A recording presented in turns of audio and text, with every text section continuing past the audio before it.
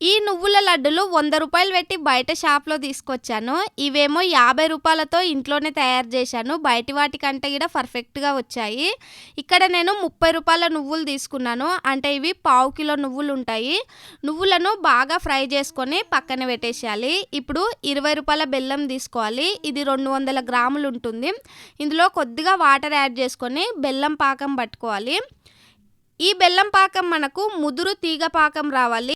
ఇలా పాకం వచ్చిన తర్వాత స్టవ్ ఆఫ్ చేసుకొని మనం ముందే వేయించి పెట్టిన నువ్వులు వేసి బాగా కలుపుకోవాలి. ఈ బెల్లం పాకంలో నువ్వులు మంచిగా కలిసిన తర్వాత కొద్దిగా తీసుకొని వేడిగా ఉన్నప్పుడే ఉండలు చుట్టుకోవాలి. ఈ విధంగా మొత్తం పాకాన్ని అయితే నేను ఉండలు చుట్టేశాను.